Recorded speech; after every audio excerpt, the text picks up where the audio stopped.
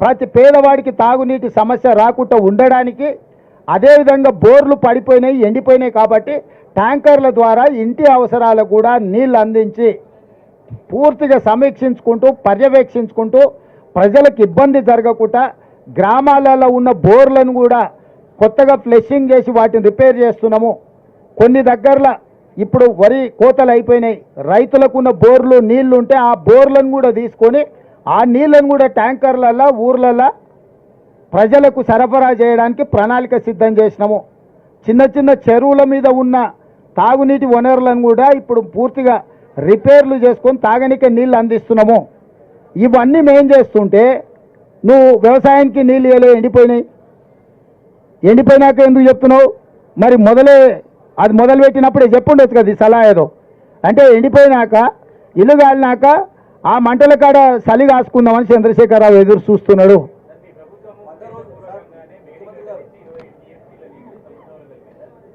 ఇప్పుడు నేను అదే చెప్తున్నా, మేడిగడ్డ వాళ్ళ అధికారంలో ఉన్నప్పుడు 3 నెలల ముందే పగిలిందా, కుంగిందా? నీళ్ళు ఎవడు వదిలిండా? మీరు అంతా చూసి వచ్చారు కదా. ఎన్నికలప్పుడు నేను రాహుల్ గాంధీ గారు పోయినప్పుడు చుక్క నీళ్ళు ఉండేనా? నేను శ్రీధర్ బాబు గారు మేము పోయినామా? ఇక దాంట్లో నీళ్ళు ఎప్పుడు నింపినా? బుర్ర లేకుండా మాట్లాడుతుండు, మందేసి మాట్లాడుతుండో, మతి లేకుండా మాట్లాడుతుండో నాకైతే తెలియలేదు. ఎప్పుడు పోయింది మేడిగడ్డ? ఆగస్టు సెప్టెంబర్లోనే కదా పోయింది. అది పోయినెంబడే కదా మేడిగడ్డలు ఉన్న నీళ్ళని వాళ్ళే కదా కిందికి వదిలింది. తర్వాత మేడిగడ్డలో నీళ్ళే నింపిండు. డ్యామ్ సేఫ్టీ వాళ్ళు వచ్చి ఉన్నవి కూడా తొలగించండి అని చెప్పారు కదా. ఇది వదులు, దాని పైన ఉన్న అన్నారం కూడా బొక్క పడ్డది, కూలేటట్టుంది, దాన్ని కూడా నీళ్ళు వదలమని డ్యామ్ సేఫ్టీ వాళ్ళే చెప్పారు కదా.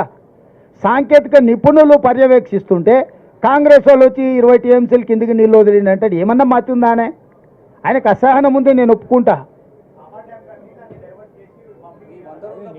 అదేనా ఈయన ఈ బోడిగాడ ఆయన నైపుణ్యంతో గట్టే గట్ల ఏడ్చింది. మేడిగడ్డ గుంజింది, అన్నారం పగిలింది. అందుకే నిజమైన నిపుణులతో సూచన తీసుకోండి. మాత్రం తెలివితేటలు.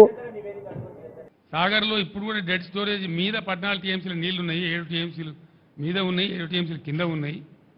ఎందుకు వాడతలేరు? వాడు కేఆర్ఎంపీ ఎవడు మనకేమైనా వాడు భాష?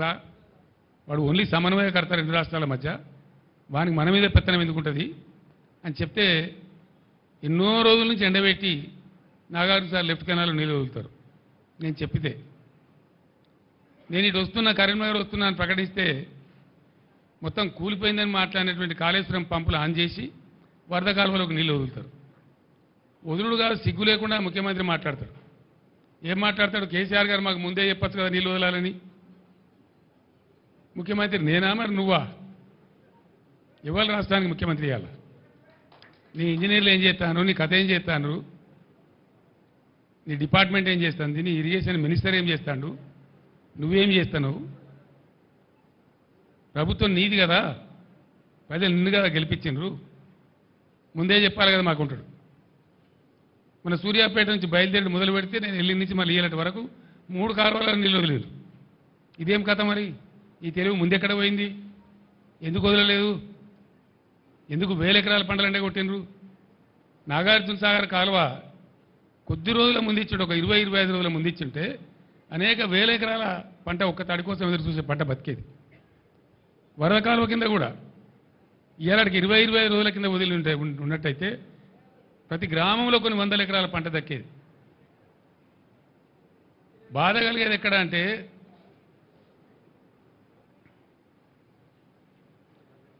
ఈ పరిస్థితి సమయానికి నీళ్లు వదలక, ఉన్న వనరులు వసతులు తెలివితో వాడుకోక, క్వాలిటీ కరెంట్ అందించక, రైతు బంధు సమయానికి ఇవ్వక, వెర్రి తిర్రి మాటలు మాట్లాడుకుంటూ ప్రజలను కన్ఫ్యూజ్ చేస్తూ చేసినారు.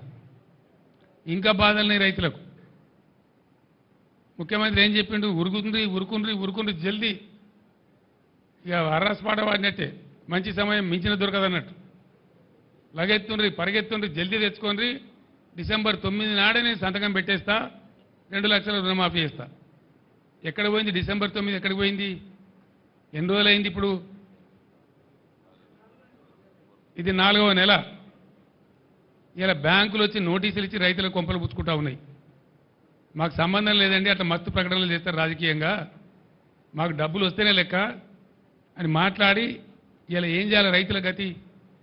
తెలంగాణ రాష్ట్ర వ్యవసాయమే సంక్షోభానికి గురయ్యే పరిస్థితికి వచ్చింది ఇవాళ మీ యొక్క వెర్రి తిర్రి వేషాల వల్ల. ఇప్పుడు ఆపరేషన్ లేకుండానే మోకాళ్లకు ప్లాస్మా ట్రీట్మెంట్. మీ ఆర్థోపెటిక్ సమస్యలన్నిటికీ రోబోటిక్ టెక్నాలజీ ద్వారా తక్కువ ఖర్చుతో శాశ్వత పరిష్కారం. Free consultation. ప్రతి ట్రీట్మెంట్ పై 20% డిస్కౌంట్. ఈ ఆఫర్ కొద్ది రోజులు మాత్రమే. త్వరపడండి. V9 hospitals 9281465842.